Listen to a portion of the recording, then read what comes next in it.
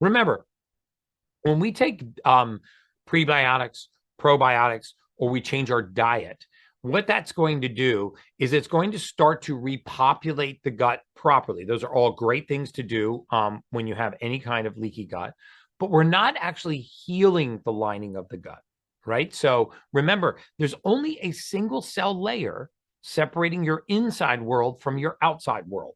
If you touch the edge of your cheek, as I often say, it is actually contiguous with the inside lining of your gut.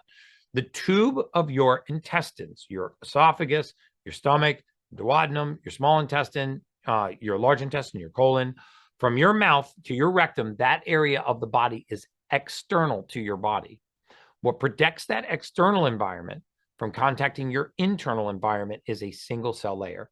So now let's talk about what we can do to help repair the single cell layer. Number one, a great thing to take are binders, silica clay, activated charcoal, or zeolite binders. These are binders that you can take orally. They get into the gut, and what they do is they pass through the intestine, is they absorb a lot of the histamines, the inflammatory factors that are worsening the lining of the gut. The second thing that you want to avoid are lectins. And lectins are found in peanuts. They're found in all kinds of foods. Just Google a list of lectin-containing foods and avoid for 60 days lectin-containing foods. It's very easy to do, but lectins are like little spikes that will attach to that wall and create fissures or holes in the lining of your gut. The other thing you can do is talk to your doctor about a peptide called BPC 157. You should take 3 to 5 times the recommended dosage of that. It's very hard to overdose on BPC 157. That peptide is a gastric pentadecapeptide. It is a peptide specifically designed to heal tissues that are inflamed or injured, which includes your gut lining.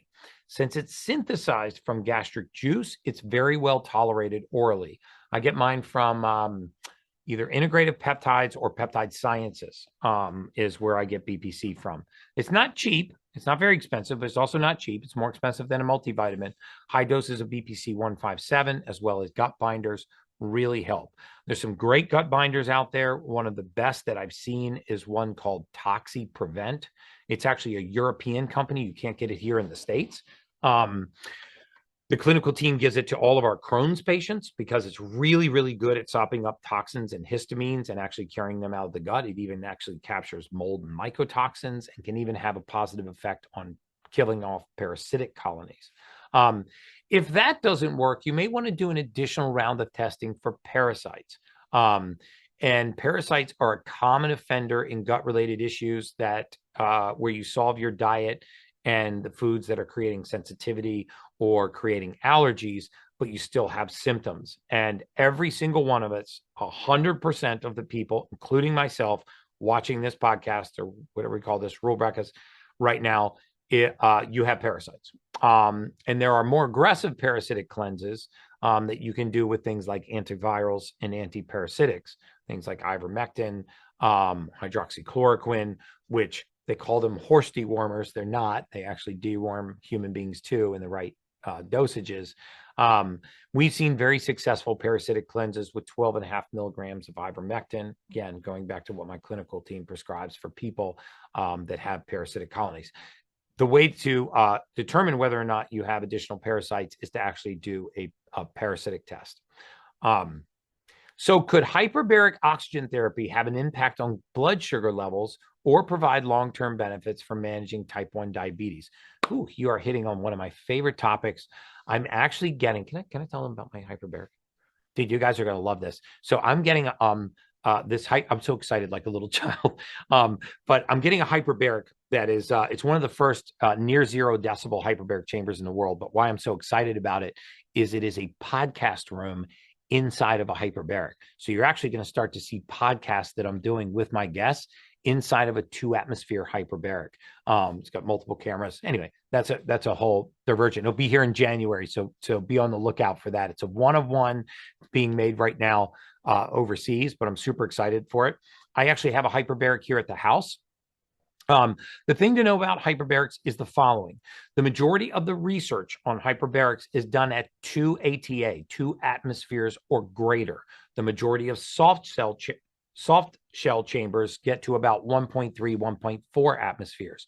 There are additional studies for soft shell chambers. I use a soft shell chamber. I woke up this morning, set my alarm early, and finished my last 60 minutes of sleep in a soft shell chamber. I don't know what brand I use, but what is the one that I use? The Oxy Health. It's called Oxy Health. They will cost you about $25,000, but you can actually lease them from hyperbaric chamber companies. But yes, they are very safe and have a positive effect on blood sugar levels. They actually have been shown to improve insulin sensitivity at low pressures. You want to make sure that you also add the oxygen concentrator. So you're not just taking ambient air, which is 21% oxygen, and compressing it. You're also adding the air from the oxygen concentrator, which raises oxygen concentration to around 92, 93%. When you mix that with ambient air, you're probably taking in a total concentration of around 30% to 40% oxygen, which in short bursts does not create a dependency, and under pressure will drive oxygen into all of your tissues that are not getting oxygen.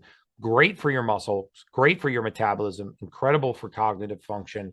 Now, also for managing type 1 diabetes. When you say managing type 1 diabetes, it's hard to determine from your question whether or not you're saying you'd like to get over type 1 diabetes. And if you still have a pancreas, try to actually get the pancreas to work again. Or if you say managing by reducing the amount of insulin that you're dependent on, which all type 1 diabetics are generally on insulin because they don't have a functioning pancreas and don't make insulin. I have not seen any direct studies on type 1 diabetes. Does not mean that they don't exist. I just haven't personally read them. I do know that it has a very positive impact on blood sugar levels, not to mention all of the other side benefits you get from hyperbarics. Where do I start? I'm 68 years old and I'm going down a medical rabbit hole. What do I change and what should my priorities be? Well, if you're 68 years old and you're going down a medical rabbit hole, here would be my first words of advice. And these would be for if you're 28 years old or you're 68 years old, or if you're 13 years old. You cannot supplement or take chemicals or synthetics or pharmaceuticals to get your way around the basics. You cannot supplement your way out of a bad diet. You cannot exercise your way out of poor sleep. And you cannot replace movement and whole foods. So here's where I would start. First and foremost, a lot of people's medical conditions that they are struggling with resolve as soon as they cut out all highly processed foods, all seed oils, and refined sugars. So if you're struggling with medical issues, and it's not apparent from your question if you are, but if you are, there's generally one thing that goes wrong that causes everything. All the spokes of the wheel, which seem like independent events, are actually not independent events. They are the responsibility or the byproduct of, or the expression of, something that has gone wrong at the hub of a wheel. So here would be my 3 suggestions. Maybe you don't want to start this until after Christmas, but number 1, switch to a whole food diet. What do I mean by a whole food diet? I do not mean a dogmatic diet like keto, carnivore, paleo, pescatarian, vegan, vegetarian, raw food. What I mean is begin to eat whole foods, nothing packaged, nothing processed. This is really difficult, right? Because we like to eat chips out of a bag, Doritos out of a bag. We like to open protein bars out of most bags, with the exception of mine. And so we end up taking in a lot of processed foods. And after decades of processed food consumption, you get the byproduct of the expression of all of these different conditions. The second thing I would do is I would develop a really good sleep routine, and I would make sleep a priority in your life. By making sleep a priority, I mean try to get to bed at the same time and wake up at the same time every day. It will take several weeks to reset your circadian rhythm, but it will pay absolute dividends with how your immune system responds, how you drain the brain of toxins, which is called the glymphatic system.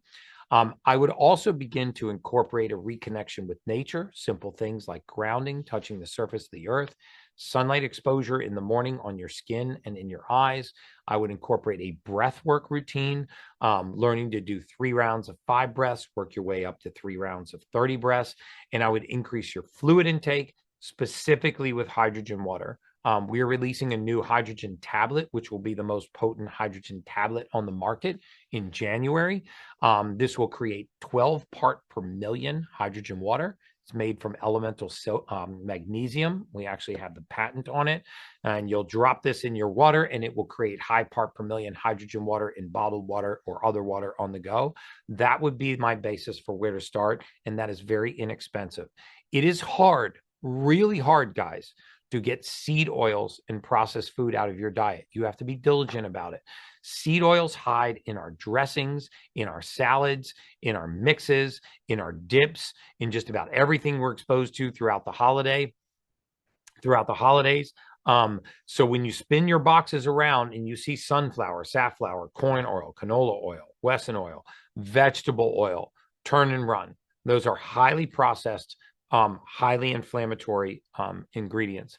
The next thing I would do is I would start to incorporate fermented foods into your diet. I would start a pre and probiotic. And I would do a lab test, which contains the 3 following categories. Number 1, a hormone panel. Number 2, a nutrient deficiency panel. And number 3, your glycemic control, how well you're controlling your blood sugar, glucose, hemoglobin A1C, and insulin. That's what your priority should be. If your priorities are to chase the symptom that you have, you will only be receiving care for that symptom. If your priority is to change what caused that symptom to creep up in the first place, this is where real change happens. Whole foods, sleep, reconnection with nature, hydration with hydrogen water, and back to the basics. What are healthy cholesterol ranges? Could drastically lowered cholesterol from Repatha contribute to brain fog, early signs of dementia, or weight gain from higher blood sugar? How can I safely transition off of Repatha if needed? So I'm going to stay away from a recommendation to specifically transition off of Repatha because I am not licensed to practice medicine. However, what I will tell you is that the use of statins is linked to early onset Alzheimer's. It is linked to early onset dementia. The extension of all-cause mortality in statin users in the group that benefited from statins was 4 days, so not a material extension in life expectancy. I think what you should do is watch the podcast that I did with Dr. Aseem Malhotra. He is a board-certified cardiologist. He has been nominated to run the American Cardiology Society. He is a very close friend of mine. It is an eye-opening podcast, if you haven't yet watched it, on statins and the use of statins and the implications long-term of statin therapy. The other thing I would do this holiday season is I would watch a documentary series called Do No Pharm, PHARM, Do No Pharm, as in Do No Pharma, which Dr. Aseem Malhotra put on, and he goes deep down the rabbit hole of statins, statin therapy, LDL cholesterol, the lack of scientific evidence linking it to cardiovascular disease, and a lot of the myths that you've been told about that medication. He is also qualified to titrate you off of it, and he goes through a titration protocol in the documentary, I believe. So that would be a great one because it's specific just to your question. What treatments or supplements can support nerve regeneration and muscle tone recovery in a slow recovery from Guillain-Barré syndrome with myelin and axonal damage? My father suffered from Guillain-Barré. It depends on what started your Guillain-Barré. Guillain-Barré tends to be a condition where usually post-surgery or post-trauma, post-major injury, or post-extraordinary stress. I'm not sure what you had. My father had esophageal cancer and had a radical surgery called a gastroesophageal resection, where they took the distal end of the esophagus and the proximal end of the stomach. They cut those out and they stitched them together. Shortly after that, he got something called Guillain-Barré. Guillain-Barré can actually, usually its symptoms are it starts in the periphery and it works its way towards the trunk. It spontaneously resolves and goes back out towards the periphery. Some Guillain-Barré patients are on ventilators for short periods of time until the Guillain-Barré goes back to the periphery. So I don't specifically know how severe your symptoms are, but here are some great things that you can do for neuronal regeneration and neural inflammation in general. Again, back to the basics. That's the first thing. Red light therapy is extraordinarily good. In fact, if you Google Guillain-Barré and photobiomodulation, which is the medical term for red light therapy, you will find hordes of articles on how red light therapy helps with neurodegenerative disorders. Another thing you may want to look into, talk to your physician about something called methylene blue. It's a fabric dye, I know, but it's safe for humans. It's been used for decades. It accelerates the proliferation of, thank you. It accelerates the proliferation of mitochondria. And essentially what Guillain-Barré is a decrease in mitochondria. Like a lot of conditions. So anything we can do to boost our mitochondria. The other thing that you can do if you can't, if you aren't extraordinarily mobile because of the Guillain-Barré, is you can do whatever exercises you can. What are the most effective protocols or investments beyond supplements for reducing systemic inflammation? How do options like 8 Sleep, hydrogen baths, or cold plunges compare in effectiveness? So here's the way that I think about it. So number one, if I only had one device, it'd be a really, really, really hard choice between a red light therapy bed, mind you, this is a very expensive piece of equipment, or a hydrogen water bath. I have to say that I've personally seen the most instantaneous miracles with hydrogen bathing. You know, Sean Ryan's going to talk about this on his podcast. He came and did a podcast with me, sat right there in that chair. And he's former Navy SEAL, was on 2 different SEALs teams. And I asked him in the hallway, I'm like, do you have anything on your body that hurts and bothers you? He was like, dude, I'm a former Navy SEAL. Everything hurts. My knees, hips, my shoulders, my rotator cuff, my low back, everything hurts. So I took him into the back and I put him in a hydrogen bath for 25 minutes. He says that it was the first time that he woke up without pain in 15 years. And I think he bought 5 or 6 of them. He discusses it on the podcast. Those cost about $7,000. They are available on my website. You can get them from Echo Water. I trust the one that they make. I'm not saying that you need to go spend $7,000 on a hydrogen bath, but if you're investing in things like an 8 Sleep or cold plunges or hydrogen baths, that's a really good place to start. I'm an enormous fan of cold plunging. I cold plunged right before I got on this podcast, as a matter of fact, right out on my balcony. That is my drug of choice. Nothing makes me feel better for longer. You can start by freezing water in Tupperware containers in your freezer, and then putting them into your bathtub, because it's a low cost way to create your own. It's a low cost way to create your own cold plunge.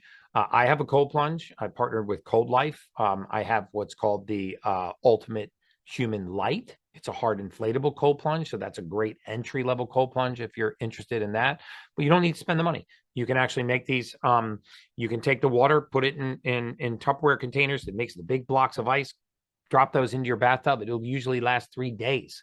The bathtub is insulated and it has a tendency to hold the water nice and cold. The final thing I'll say is red light therapy. Before you go out and buy a red light therapy bed, which is a major investment, Google around about clinics near you, wellness clinics that allow you to use red light therapy on a membership basis. There's more and more of them creeping up all over the country. And again, I think it'd be a 50-50 between that and a hydrogen bath. If I only had to have one device, if I could have 2 devices, it would be one of those and a cold plunge. Does creatine supplementation provide additional benefits for muscle recovery or secondary effects when already taking Perfect Amino? If creatine is recommended, what is the preferred form, and how does creatine monohydrate compare to other options?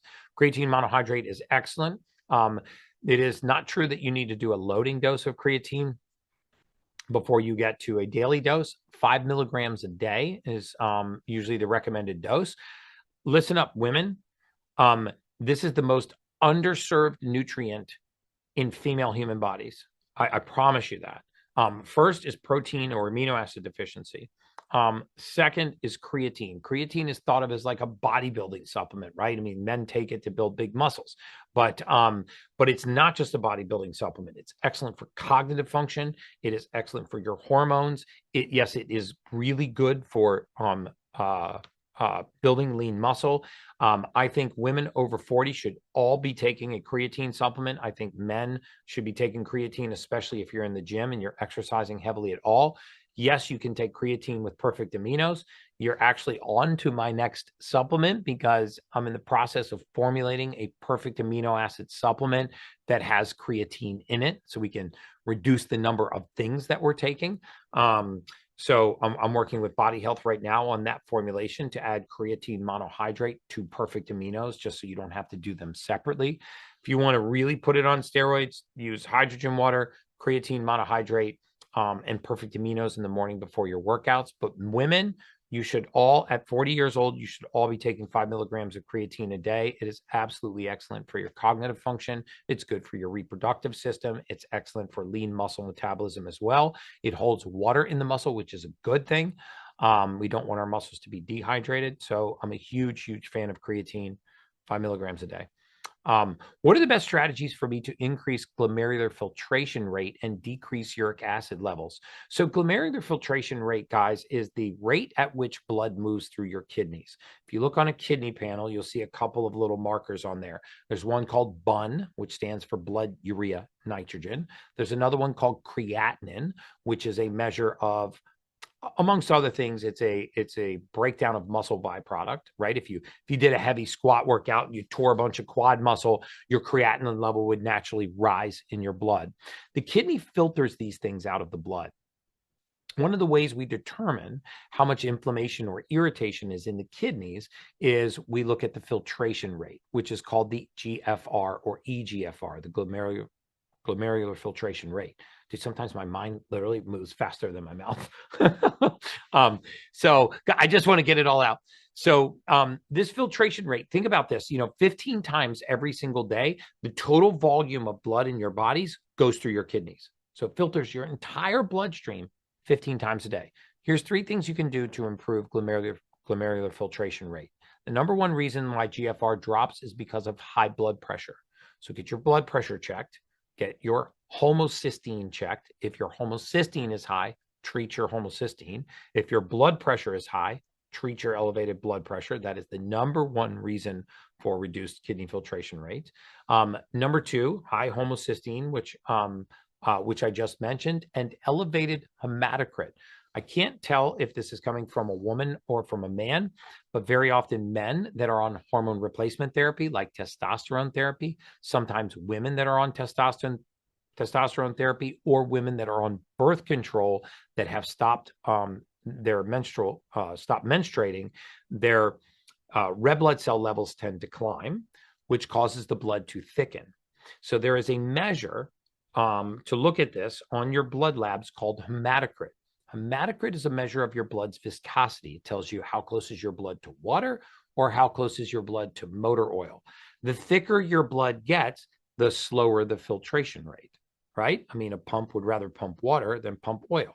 A filter would rather filter water than filter oil. So as your blood gets thicker, the filtration rate drops.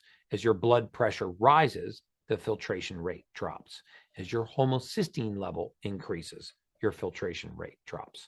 So those are the 3 big things that I would be looking at if I had EGFR issues. Any recommendations for severe brain fog? I have acromegaly and the worst symptom is brain fog. Any advice for clearing the head would be appreciated. So acromegaly is an overactive pituitary, which produces an excessive amount of human growth hormone, usually causes growth in the frontal plate here in the brow line. Hands and feet have a tendency to grow. Tony Robbins is famously affected by acromegaly. So there are 3 things that I would look at for brain fog. Number 1, if you were vaccinated, or you had COVID and your symptoms got worse post-vaccination or post-COVID infection, you may want to look into treatment for long COVID.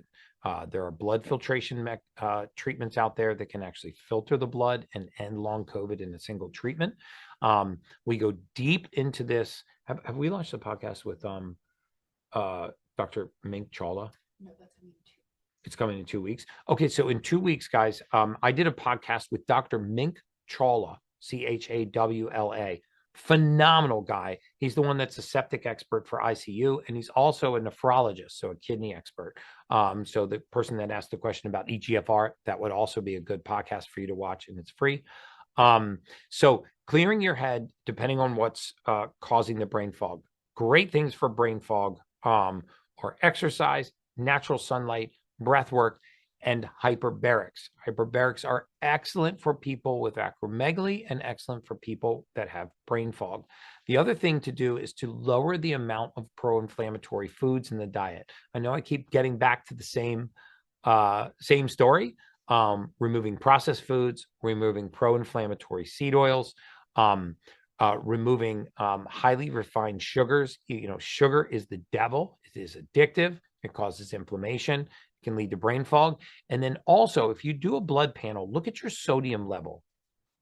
A really interesting study in the Wiley Journal of Headaches that linked decreased levels of sodium to increased levels of brain fog and migraine headaches. Sometimes when you are mineral deficient, you have an increase in brain fog and migraine headaches. My favorite life hack is Baja Gold sea salt. I think probably most of you guys are taking Baja Gold. If you're not, you should be. Quarter to half a teaspoon a day and 8 to 10 ounces of water. Stir it up, whack it back in the morning, and finally make sure you are well hydrated. Those would be my suggestions if you've had chronic brain fog over a prolonged period of time. Does first light refer to the few minutes before sunrise or after sunrise? And are blue light benefits obtained only before sunrise, while vitamin D and circadian rhythms benefits require direct sunlight after sunrise? That is a great question. And I'm so glad you asked that question. And here's the answer. And everybody should pay attention to this. I wish that I could write a prescription for morning light. And here's why. Because in the first 45 minutes of the day, after the sun breaks the horizon, so the sun breaks the horizon, and then for 45 more minutes to 60 minutes, right in that range, 45 to 60 minutes, it's rising. During that ascent, for the first 45 to 60 minutes, there are no UVA or UVB rays, or they're very, very diminished. So number one, that light can hit your skin and does not have the damaging rays from the sun. Number two, there are high amounts of healthy blue light. I am not talking about, I don't know where my phone is. I'm not talking about the blue light that comes from your screen. Okay, those nanometer wavelengths are different. I am talking about healthy blue light from the sun. You get beautiful blue light from the sun. You get the rays that do produce vitamin D3, cholecalciferol. You don't have UVA or UVB rays, and you can look in the direction, not at, but in the direction of the sun, which is called horizon gazing. This is why that first magic hour of the day is so special, because the light is very beneficial. The harmful rays have been removed. The blue light decreases raises your cortisol naturally and also diminishes your melatonin naturally, which will help you wake up. It resets your circadian rhythm. It won't burn your skin, and it will produce vitamin D3. It is a magic hour of the day. I wish if there was like a pill that could do all that stuff, every single one of you would be taking it because it's free and it's right outside your door. We don't really give it the credence that it deserves. Now I see so many of you guys with your hands raised. All right, so this is where the magic begins. Let's get into some questions, guys. Hey, Scott. Hey, Gary, can you hear me? I think you're muted, brother. Oh, there you go. Hear me? I can't. Am I muted? Okay, now I can hear you, brother. Cool. Huge fan. I won't go into how big of a fan I am. I've been following Thank you for a few years. Want to ask a question about my 10-year-old son. He was recently diagnosed with moderate depression. They started talking about therapy for his emotions, but they mentioned SSRIs, which of course. I'm a huge fan of. I've heard you talk about them, and my understanding, based on your talks, is they give the Zoloft or the Prozac, which levels everything out, but it's a deficiency in serotonin. So why don't we bring it up? The serotonin up. Now, I don't know. I haven't seen anything where you talk about to bring it up. So okay, what can I do? Yeah. I have so let's Everything Yeah, let's talk about that. How old is your son? he's 10. Okay, so he's 10. This is way more common than you think. So here are five things that you need to start tomorrow. So number one, I would remove all of the fortified or enriched foods from his diet. These are foods that are contain folic acid. Fortified or enriched foods are all flour, bread, pasta, cereals, grains, right? And most white rice, unless it's organic. Um, Folic acid, um, if he has the gene mutation Yes. MTHFR, and there's no way to tell without testing, will slow down his gut. It will impair the production of neurotransmitters. He is very likely deficient in something called methylfolate. I would get him on a children's methylated multivitamin. So just look into methylated multivitamins for children. So he does Douglas have Labs. MTHFR. We tried to get those vitamins from the company you had mentioned. They were on a 6-month back order. So he takes Optimize. I give him one pill of Optimize every night. So he's on Optimize D3 plus K2 and magnesium. Great. Just for those. Okay, great. Optimized D3K2 and magnesium is phenomenal. Get the folic acid definitely out of his diet. Sleep is critically important for children that are feeling like they're depressed or they're sad. Also, the more time he can spend outdoors, the more you will see his mood improved. The more contact he has with the surface of the earth, the more exposure he has to sunlight, the more natural light that he gets into his eyes, the better he is going to feel. The other thing that I would check him for is I would just do a quick stool test, and I would stool test him for parasites, and I would stool test him for his gut bacteria. You know, Dr. Joffrey would be a great for this. In fact, can we, if you send an email into the info@theultimatehuman.com, I'm going to connect you with Dr. Joffrey, who's a gut specialist who also works with kids. Other than testing, there won't be much of an expense for that. You're doing the right thing with the methylated multivitamins. Be militant about getting the folic acid out of his diet. Folic acid will wreck the production of serotonin. Make sure that he has adequate protein intake because serotonin is methylated from an amino acid called tryptophan. It's also safe for him to take perfect aminos if he will drink those down and he likes them. Once a day for a 10-year-old is plenty. For a 10-year-old, they'll get an extra 30 grams of protein. I've tried Avoid with highly. I've tried with Perfect Amino. I've got every flavor. I mean, I live by it. The berry is mixed berry is amazing. I take it every single day, 2, 3 times. Okay, great. Yeah, mixed berry. I Oh, just so actually he won't drink much of it, but I mean, I'll start forcing him versus. Well, they actually have an unflavored version now. So it doesn't Okay. flavor the water or flavor his drinks. You could put it in orange juice or something, Okay. of that sort. But those would be my key go-tos for him. And I would look to see if he's got a parasitic infection. Also, I would put him on a good probiotic. Douglas Labs has a really good children's probiotic. They also have a good kids methylated That's multivitamin. who we went to for Douglas Labs, and they were out with Oh, both they're the ones that are back and ordered. orange. Okay. So we went Probably to because I recommend them so yeah, much. literally I they break sold some out of these the. vitamin companies. I just bought a PEMF mat for everybody in the family. And I've seen that can help with depression. Do you know anything? Yes, depending on the settings that you have, you want to use a low Gauss current setting. If you bought the one that I use, which is called the PEMI, you can use the tranquility setting right in his bed, right under his mat. You can lay on that for 30 minutes at night. You will not even know that it's on. It's actually excellent for him. Movement, exercise are excellent, really, really good for kids that are sad and becoming depressed. The more sedentary they are, the further their depressive symptoms go along the spectrum. Gut dysbiosis, which is what we're going to check with Dr. Geoffrey, is also a common symptom. Folic acid, high folic acid in the diet, you'd be shocked where that stuff is hiding, is another common symptom. common cause, and deficiency in methylfolate. So if you're taking the methylated multivitamins, you're keeping them hydrated, you're keeping them moving, you're getting them outside as much as you can, you're laying him on a PEMF mat, you're focusing on his sleep to make sure that he's not a night owl staying up all night and being deprived of Very sleep. diligent on that. Pardon?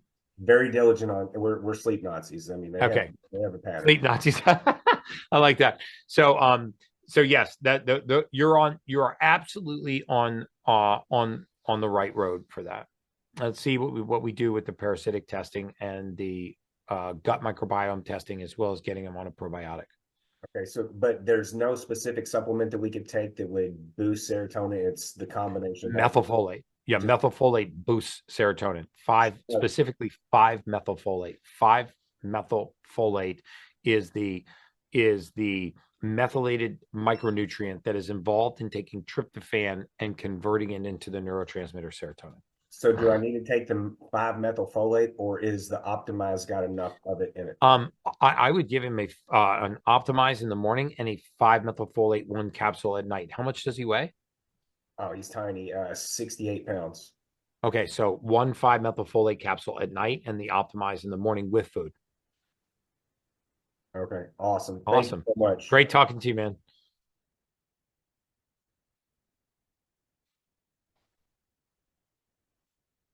Hey, Jeff.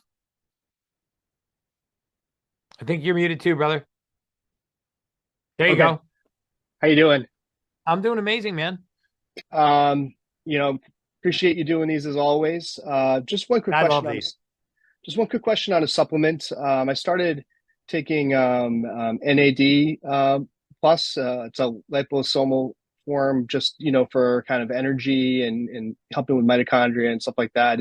Do you have any opinions on that in terms of part of the average supplemental routine for someone that's just we could confer focus and energy and Yes.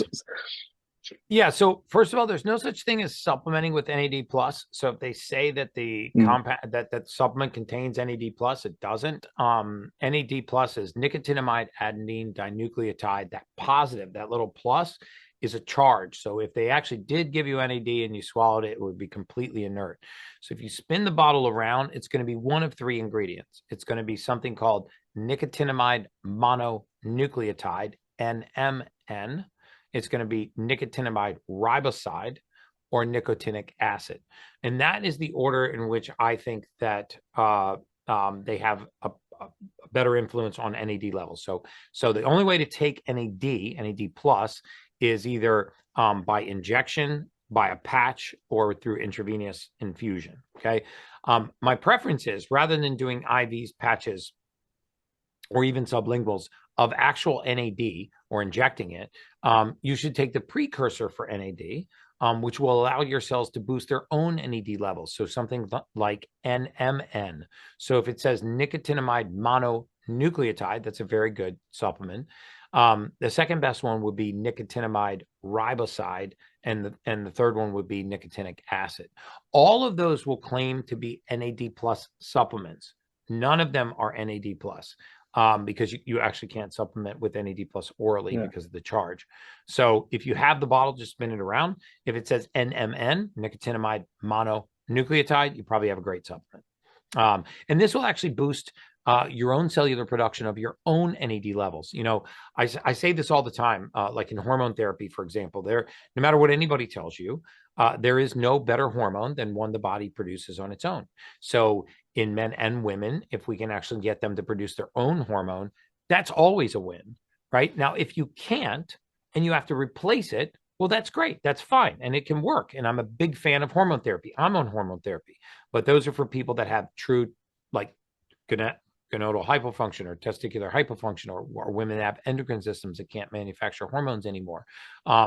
The only reason why I say that is, just as a general rule in human physiology, if we can support the body's own natural production of a compound, meaning you can get high on your own supply rather than take it from outside the body and put it in and diminish the production of your own supply, that's a win. Like, before I would ever say that someone should take human growth hormone, they should take a peptide to boost their own human growth hormone levels. So that's what NMN nicotinamide riboside and nicotinic acid do. Got it. Thank you so much. You got it, man. All right. Take care. Great question.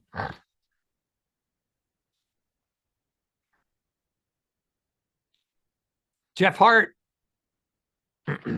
Hey, man. Gary, what's up, my man? What's going on, buddy? Not much. Hey, so longtime follower here. I have probably a question that's going to be a little bit more touchy. So I've been with you since the Streamline days. And I actually kind of fell off the wagon for a few years. I gained a bunch of weight, kind of fell out of there. And then when you came back strong on the market with 10X, I jumped back in, went full in, and most recently actually got both my parents and my in-laws interested in doing this stuff. And then obviously now parted with 10X. So Yeah. that gives us some concern because really we're in it for you. Everybody in my family's following you, really behind you. We Thank need you. to know just a couple of things like, do you see yourself with Ultimate Human kind of trying to replicate what you've done with that and starting the blood testing and the gene testing and doing all that? And if you're willing to speak on it with what happened with 10X, I know in your past you've kind of had people that have pressured you to do things that aren't good for the supplements or things like that. We kind of want to know is that's what's going on with 10X because I would be apprehensive to push my family in that direction if that's possibly what's going on there, and or if you are going to be starting your own gig under the Ultimate Human brand, maybe I have them wait a few minutes to join under your new operation if that's the case. So kind of want to So what? share. Yeah, what I will say is I'll say this. Don't expect me to sit around on my laurels for too long. I expect a whole series of announcements very, very, very early in the new year next year.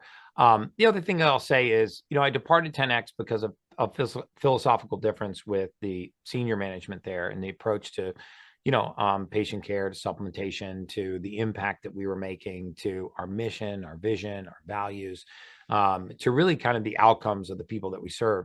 And but I don't have an issue with any of the employees, the really, really good clinical team. I mean, some of the best caregivers, a lot of them are in my house right now. We're actually having a Christmas party with some of the folks.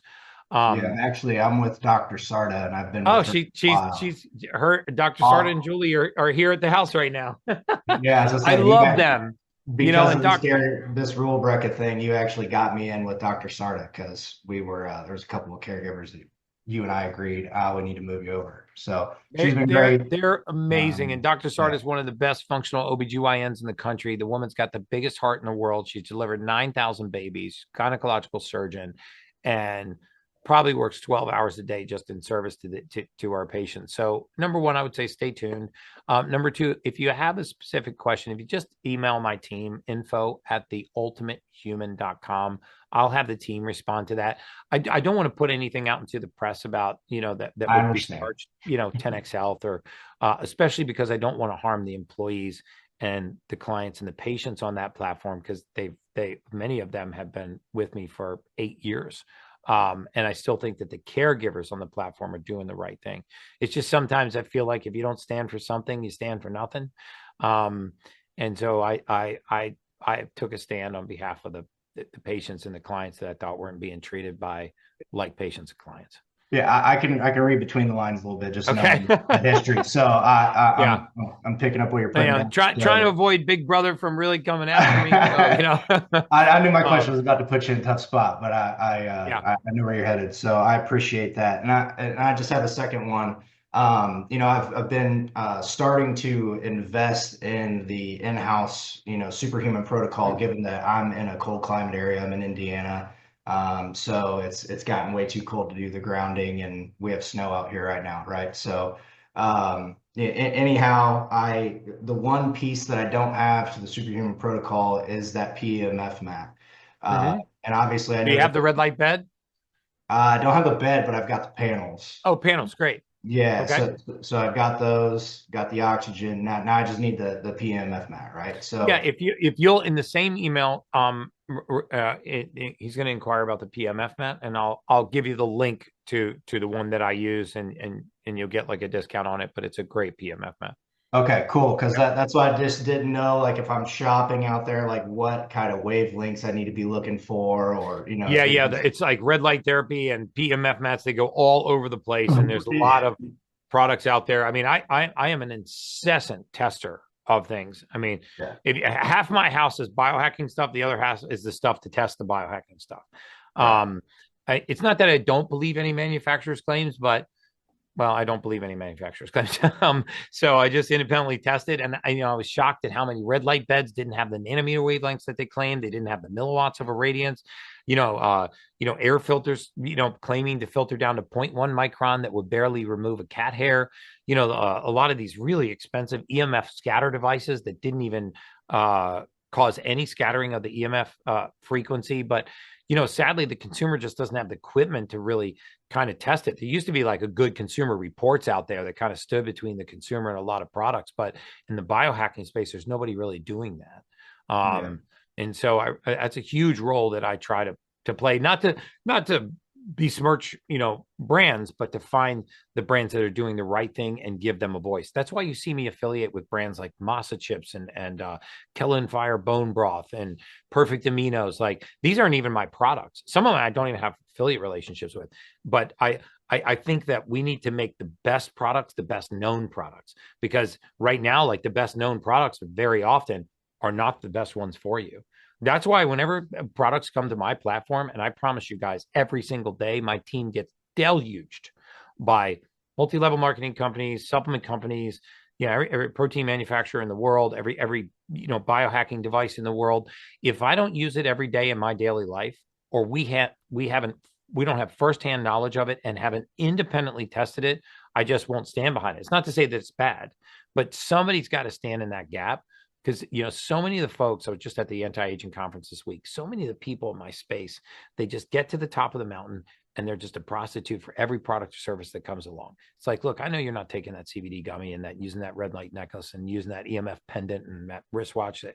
It bothers me a lot. But the PMF mat that I'll send you is the very one that I have in my bed. Okay, cool. So the email again was info@ultimatehuman.com. That's what Info you at mean. theultimatehuman.com. The ultimatehuman.com. Okay, It's cool. posted in the chat. Yep. And then the just last thing, I want to give you a shout out. You were just talking about the supplements and everything you partner with. Everybody that's listening, if you haven't tried them yet, the Ultimate Human protein bars, the brownie is incredible. So It's so good. yeah, I've already eaten my whole box, so I've got another one.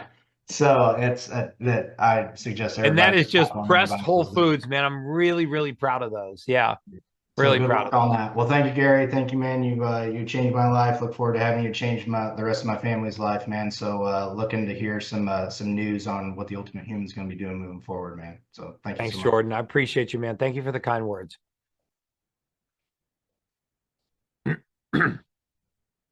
Hi there. Hey Gary, great to see Hi, you Laura. and good to be here. So I have a question really around high blood pressure, and I wanted to see what your comments and or any science you may know of behind high blood pressure and cold plunges, as well as high blood pressure and salt. Is that the big salt myth? Does that apply to high blood pressure when we're talking about like the Baja sea salt and whatnot? Yeah. Um, So let's think about something. Let's say that your blood pressure was so high right now, it was actually critical, potentially even life threatening, and you called 911. You put a blood pressure cuff on, and your blood pressure was so hypertensive that you dialed 911. What would they do when they got to your house? They would Salt flush, right? they would salt bag you. They would actually put a saline flush in, and they would actually squeeze that bag to flush you with saline to bring your blood pressure down. Now, this is not iodized table salt. That's the important thing. It's not the Sure. crap that we get in the little white table shakers. These are sodium chloride. My personal favorite is Baja Gold, but Celtic salt is also very good. I've steered away from pink Himalayan sea salt just because the majority of it comes from China, and they're very, very high lead levels and mercury levels in that. Not even sure why, but so many of them tested so high. So again, Baja Gold is probably my favorite life hack. So there's a few things that affect blood pressure that we might not be looking into. Number one is Homocysteine, very good to get your homocysteine level checked. Hyperhomocystinemia is highly linked to elevated blood pressure, and it's very easy to treat. Hyperhomocystinemia can be treated with an amino acid called trimethylglycine, TMG. This usually results in homocysteine falling, and pressure very often returns to normal. One of my other favorite supplements for high blood pressure, and I'm not telling you not to take your high blood pressure medication for the record. The other supplement that I really like is called Vinea resveratrol. Again, not my supplement, don't have a deal with them, but they make a form of resveratrol called Piceid resveratrol. It's very good for vascular laxity, which also restores blood pressure.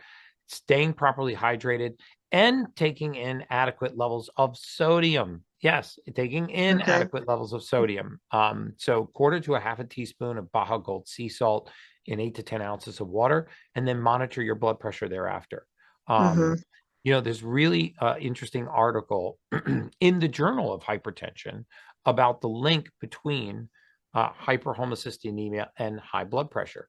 85% of all high blood pressure diagnoses, you're welcome to Google this. Hypertension is either called primary hypertension or essential hypertension. Okay, so 85% of essential or primary hypertensive diagnoses are idiopathic. What does idiopathic mean? It means of unknown origin. So 85% of the time when people are diagnosed with high blood pressure, they do not know the cause. And so what do? Medicate the heart. Beta blockers, calcium channel blockers, ACE inhibitors, diuretics. But to me, it seems like if you don't know that the heart has committed a crime, why are we holding it responsible for a crime it may or may not have committed?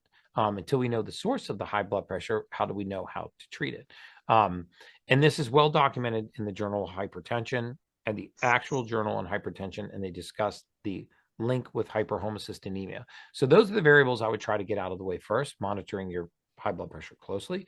Adequate levels of sodium intake, adequate levels of fluid intake, regular exercise is excellent for reducing high blood pressure. Try to remove stress from your life. Supplement if you have hyperhomocystinemia, and then take things like Vinea resveratrol which help with vascular laxity. Okay, and I actually do take all of those. Again, I cannot. I've done all the life hacks, I feel like, and it bounces up and down. So, but my other question was with that the cold plunges and the ice baths.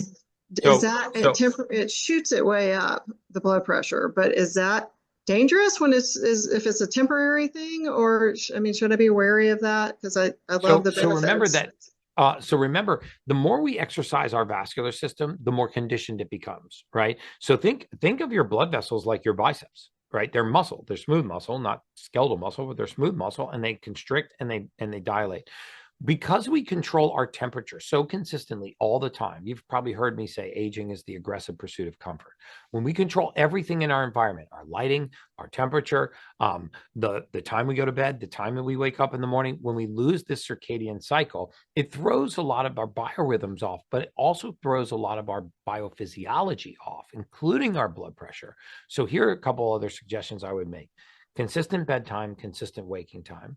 I would do steady state cardiovascular exercise on a regular basis, meaning I would go for extended walks, preferably outside. I would make sure that 30 minutes of walking every day is non-negotiable, if not 30 minutes of weight-bearing exercise. If you are going to get into a cold plunge, make sure the cold plunge is no warmer than 58 degrees, but I wouldn't make it colder than 52 degrees, because you don't need the shock of that cold water. You need the vasoconstriction of that cold water. There is no evidence that colder is better or longer is better. And sometimes when we get in too cold of water, you have some of the risks that you're talking about. You can also start with cold showers. Right? Cold showers are very safe. This bioregulation of your temperature, which is called a hormetic stress, hormesis, this bioregulation of your temperature will actually exercise your vascular system and improve the vascular laxity. Think of a hose, a garden hose, that becomes a PVC pipe. The pressure in a PVC pipe of the same diameter will be higher than the pressure in a flexible garden hose of the same diameter. So when we lose vascular laxity, often pressure is driven up. The final thing I'll say is that 70% of our circulation is actually not done by our heart. 70% of our circulation is done by something called vasomotor, right? And vasomotor, think of a snake swallowing a mouse. Vasomotor is a wave-like motion that moves 70% of the circulation around our capillaries. So hot, cold contrast therapy is very good. The other thing that's very, very good for that is red light therapy. So if you can invest in a red light therapy panel, or you can find a clinic where you can actually expose yourself to red light therapy. If you want to Google something interesting, Google hypertension and photobiomodulation. It's basically the scientific term for high blood pressure and red light therapy. So hypertension and photobiomodulation, you can actually read the studies for yourself on red light therapy's impact on high blood pressure. Fantastic. Thank you so much. Such a great time talking to you.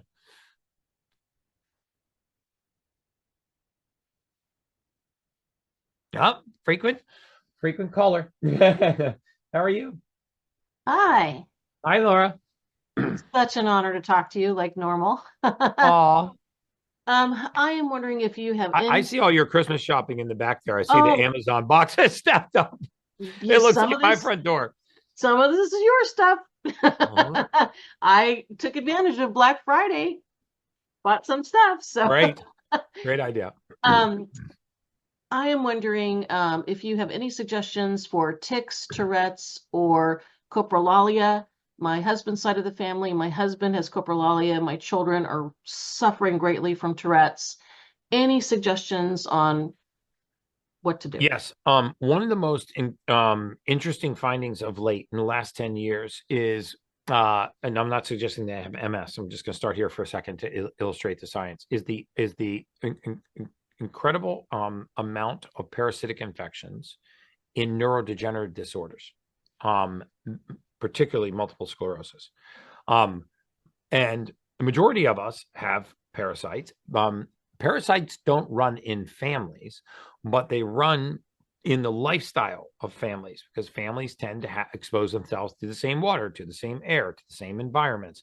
And so you obviously can't pass a parasite from generation to generation, but very often these parasitic infections have a dramatic effect on the nervous system, which is tics, dystonia, flexor dystonia, dysdiadochokinesias, pill rolling tremors, intention tremors, resting tremors, all of these different conditions that we would automatically assume are neuroinflammatory conditions or neuropathology, or other kinds of brain pathologies, when really they are parasitic infections. Most of us think of parasites as long, worms that are feeding on things, or snakes, or liver flukes, or things like that.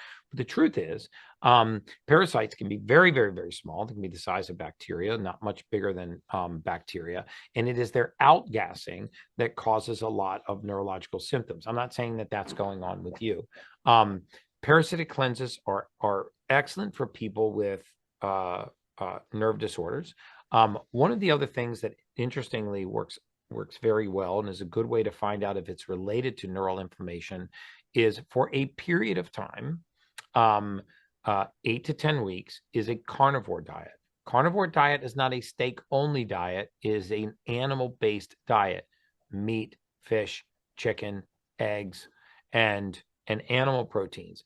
To the extent that you can, and you're going to include dairy, I would really limit dairy products. I would limit gluten products, and I would try to eat line-caught fish, pasture-raised eggs, free-range chicken, and grass-fed beef. Now, I know this sounds like an elimination diet, because it is. You're getting down to the raw essential amino acids and eliminating all of the pro-inflammatory compounds. Anything that causes inflammation is bad for any type of neuropathic disorder, right? Inflammation is the root of all evil. Early onset Alzheimer's, early onset dementia, early onset cognitive decline are all related to inflammatory cascades in the brain. And so nerves do not like to be enshrouded in inflammation. So parasitic infections, especially common infections that run in families, meaning not the parasite runs in families, but the environment runs in families, The second thing is reducing neural inflammation by going on an elimination diet, which means we're getting out the seed oils, we're getting out the processed foods, we're getting out all of the things that actually aggravate our nerves. I've actually seen full muscle tics and intention tremors go into full remission. Again, I'm not a physician and I'm not licensed to practice medicine, but I have seen these things go into full remission just by going on an elimination diet. And if those are foods that you like to eat, that should be a very easy thing to explore. And the downside risk of those things is minimal. I did a podcast with, who was the Harvard doctor that I did? I did a really, Palmer, Christopher Palmer, that's his name. I did a podcast with a Harvard PhD MD. He's a psychiatrist, but he was treating drug-resistant mental illness. That's not what you're asking about, but he was treating drug-resistant mental illness and neuroinflammatory disorders with diet. And he was having more success than they were having on the antipsychotics and all the psychiatric medication and the NSAIDs and the steroids.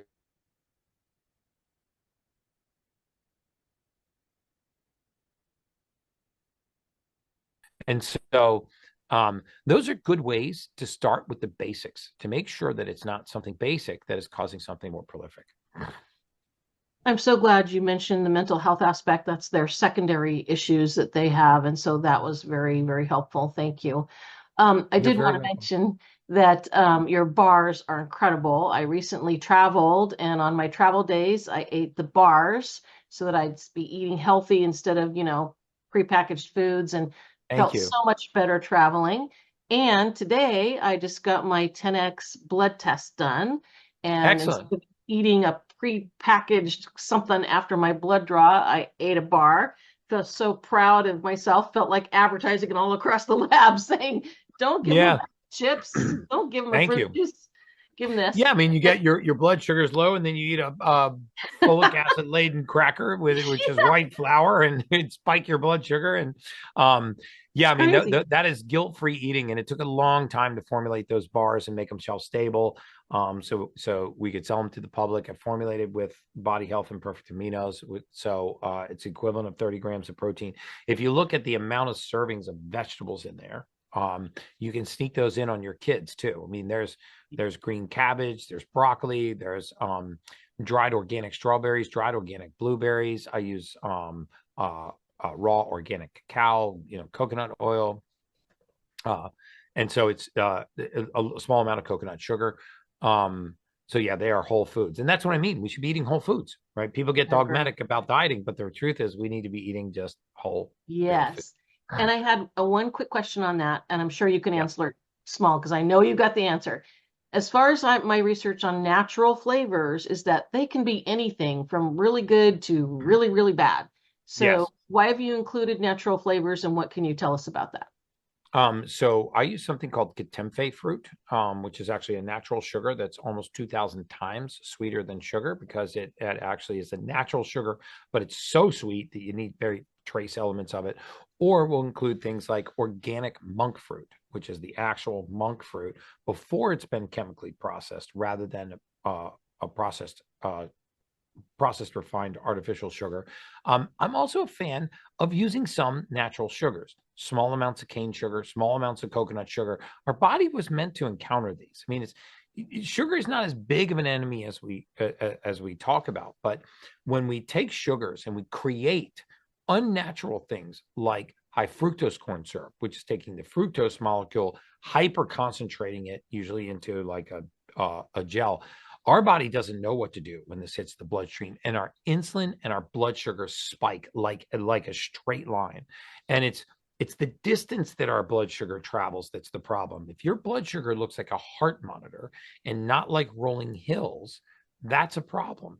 If you are going to have a small amount of dessert, it's not going to kill you, but there's a reason why we eat it at the end of a meal and not the beginning of a meal. Eating sugars on empty stomachs is much worse than eating sugars on full stomachs, meaning at the end of a meal. There's a reason why dessert is put last. So whenever I'm involved in the manufacture of something, I will always start with the most natural compound and then go to the most natural organic compound afterward. You're going to start seeing a lot more Katemfe fruit in products that I'm a part of. So you only put good natural flavors in there? Yes. Awesome. Thank you so much. Absolutely.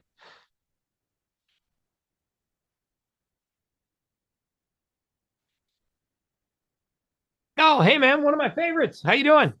Hey Gary, how are you doing, friend? Doing great, brother. Awesome. Hey, so I wanted to say thank you to the team, you and the team, everything you're doing, man. You guys are crushing it. And Thank you. really appreciate everything you guys are delivering because you're giving hope when there doesn't seem to be hope. So I so appreciate it.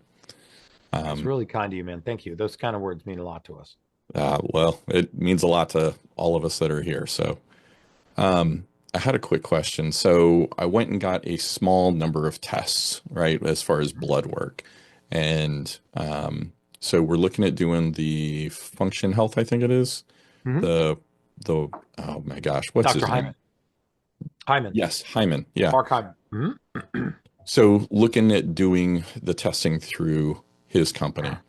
The thing that I'd like to find out, Gary, is who can I take the test results to from like my genetic testing, the CMA, and the Function Health to get kind of the same vein of like mindset that you have to look at that rather than me guessing or, you know, trying to piece stuff together. Yeah. So, first of all, I'm a huge fan of Dr. Hyman. He was just on a podcast with me a few weeks ago, and then I was on his podcast. And I'm not intimately familiar with Function Health, other than to know that he's affiliated with it and he's a co-founder of it. So my assumption is, I know that they do about $15,000 worth of blood work for about $500. I've actually seen the Yeah. panel. I was very impressed by the breadth of the panel for the price. So that's the first thing.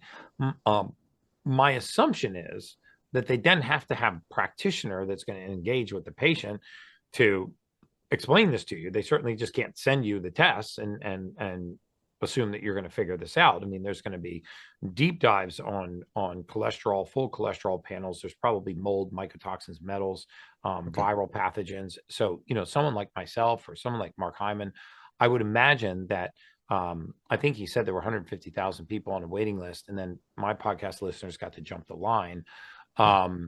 But I assume that they're not putting that many people through without having an outlet for them to have an interaction with the licensed practitioner. I do know that artificial intelligence will actually take all of the data and it will crunch the data and come up with an actionable report, which I like. Artificial intelligence, I don't think it's something to be afraid of in medicine. It's kind of like autopilot in the cockpit of an airplane.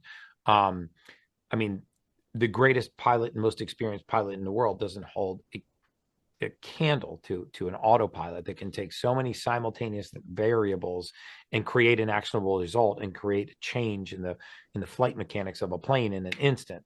So, autopilots aren't necessarily replacing pilots, but they're enhancing them. And that's how I feel about AI, reading blood labs.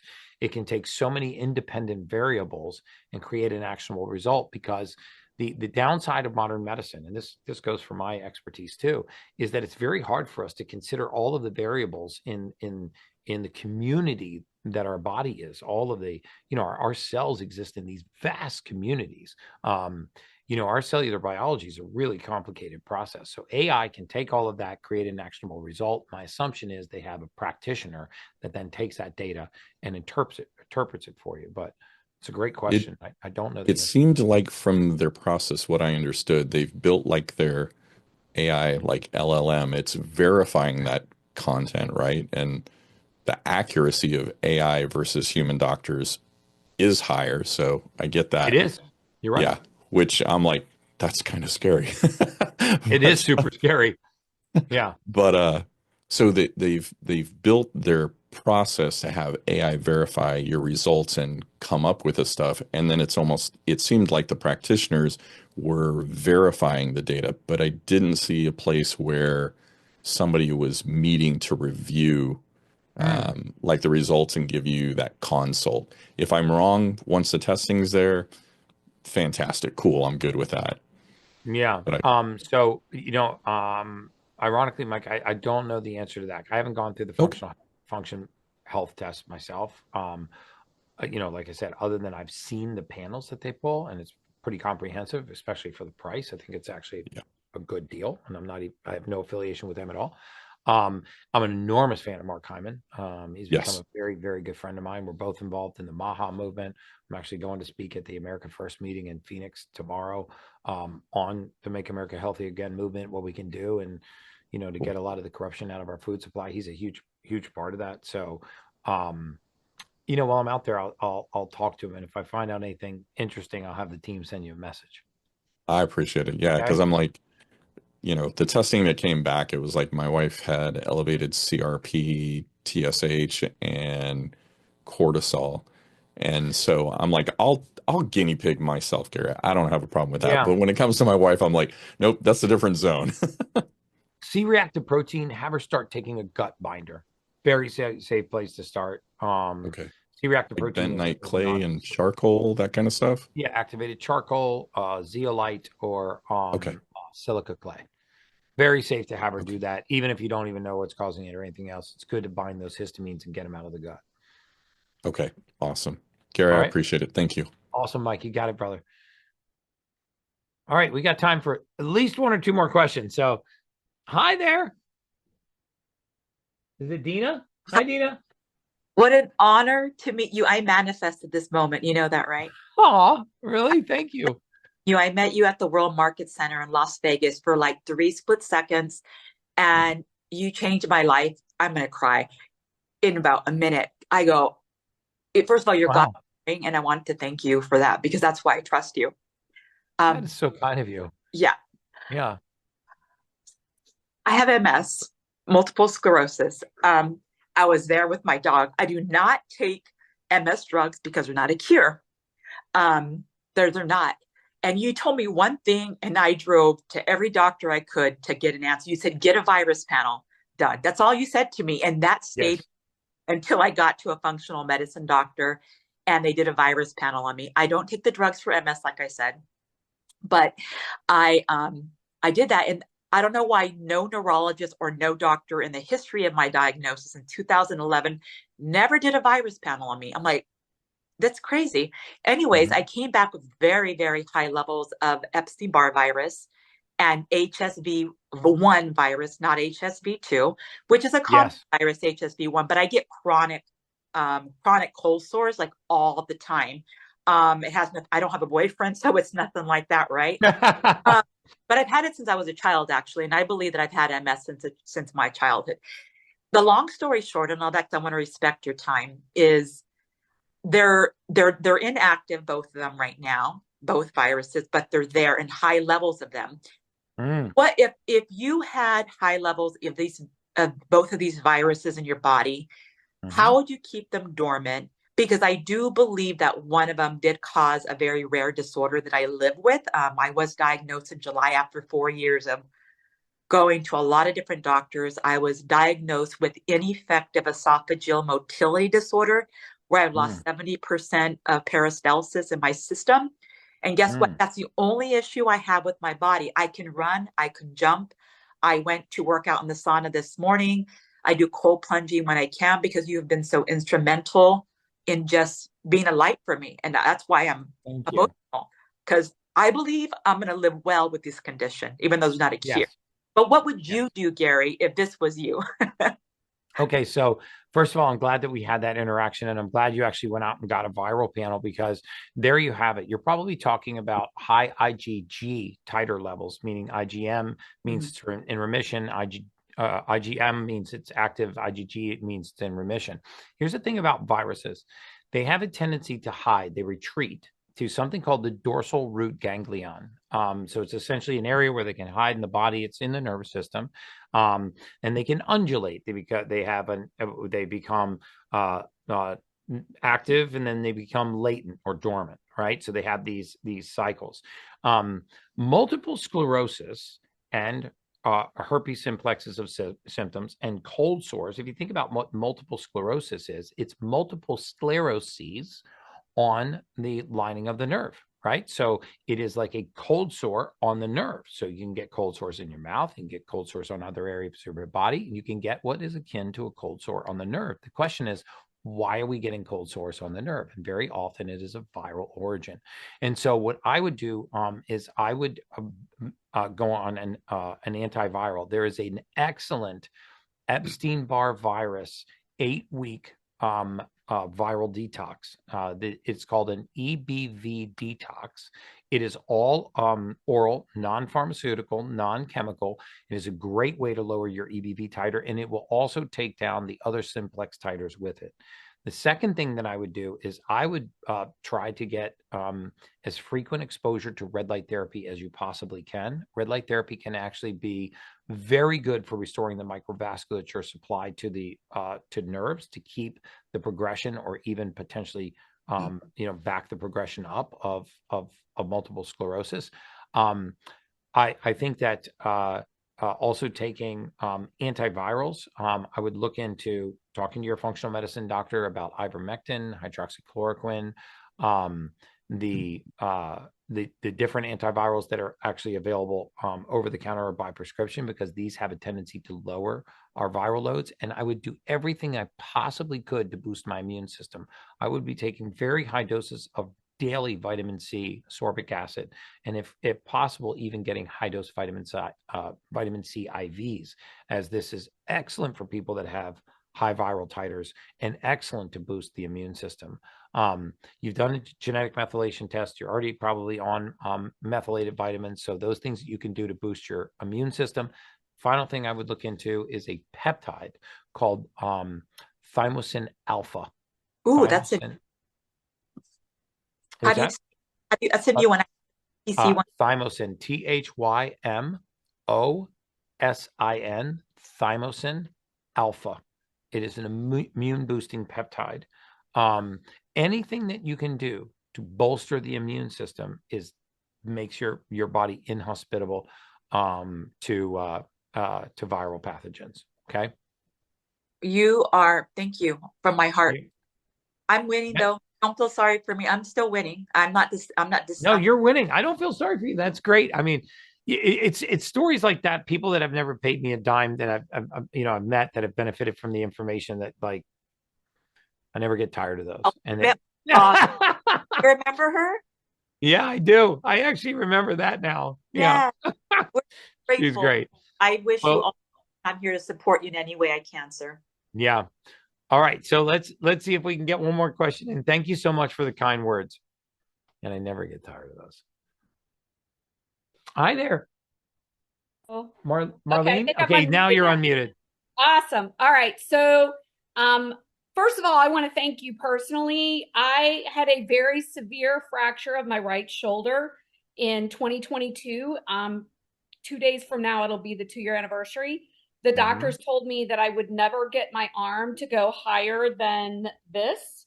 And I can do this. And yes. you are the reason for that. You told me to not only take vitamin D3, but also add K2 so that it would go into my bone, which my doctor, when I came to him and talked to him, he was like, oh, well, yeah, that does work. And I'm like, I wanted to smack him because I was like, how did you forget to tell me? And then the other thing was your team at 10X, they got me on BPC 157 injections. Yes. They got me on thiamosin beta 4 injections.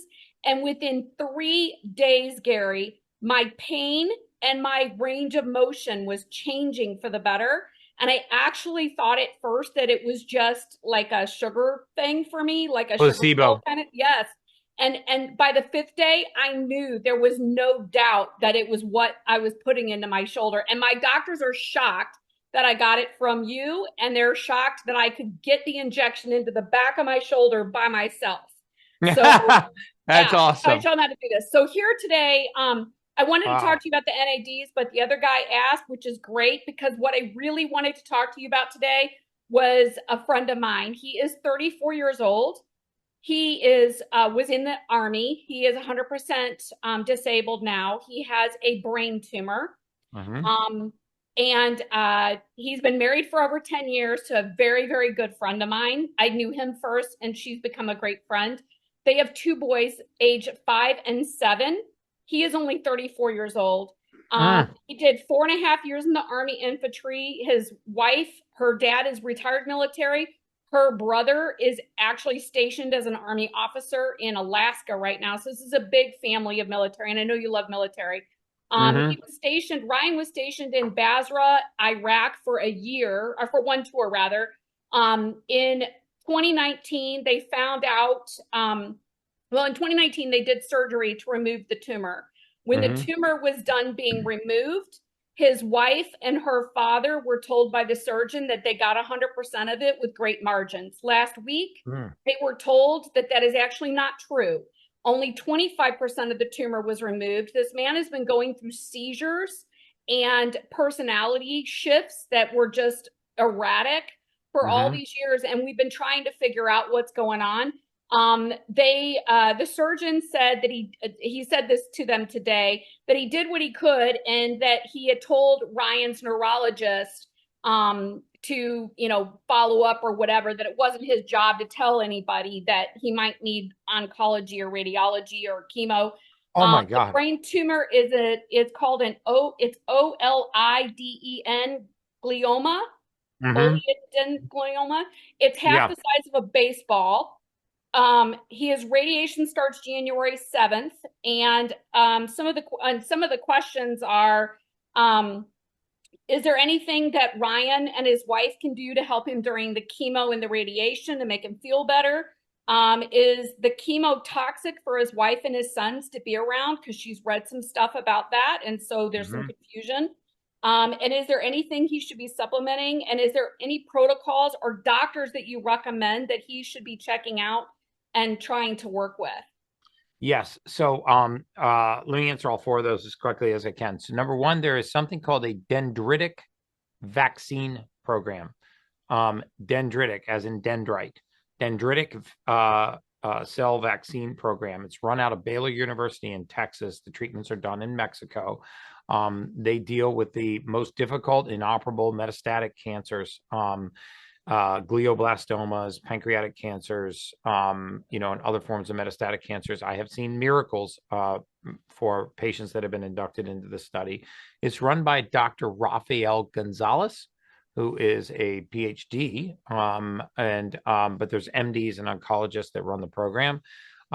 So I'd like to see if I could get you a referral to Dr. Gonzalez for the dendritic cell vaccine program. Two things I would do in the meantime. One, I would put him on a strict, clean keto diet. Beta hydroxybutyrate as a fuel source, which is a ketone body, is one of the lowest inflammatory forms of dieting. Keto diets were actually originally designed to be used to treat epilepsy, and seizures. So it can reduce the amount of seizures. The other thing I would look into is called a neuronic helmet, NEURONIC. The company is called Neuronic. They make a helmet, looks like a bicycle helmet. It is a transcranial, transdermal red light helmet with very powerful lasers in it that helps to not grow the tumor, but it actually helps to grow the mitochondria in the brain to slow progression of tumors. That helmet is not that expensive, and Neuronic can actually walk you through protocols on how to use it. They have PhDs and MDs there that are familiar with those protocols. If it were my loved one, I would want to see that if they qualified to get into a dendritic cell vaccine program. Dendritic cell vaccine program is where you actually educate the immune system on the form of cancer that the patient has, and you turn the immune system on the cancer. Glioblastomas are especially difficult types of cancer because they have what they call fimbriae. They kind of look like an octopus in the brain. And so they'll send little tentacles into the brain. So a surgeon can't chase those tentacles because you end up removing too much gray matter, right? So you actually can't carve out those sections of the brain. And so when tumors are hard and nodular, they're much easier. They're more prone to be surgically resected. When they're fimbriotic and they have these tentacles, they're less likely, which is why glioblastomas are so tough. I would actually also talk to Dr. Gonzalez if I can get you, and I can put you at the front of the line there, about his opinion on radiating the brain. It's probably opposite of what most physicians will decide. Remember, radiation doesn't just show up in the brain.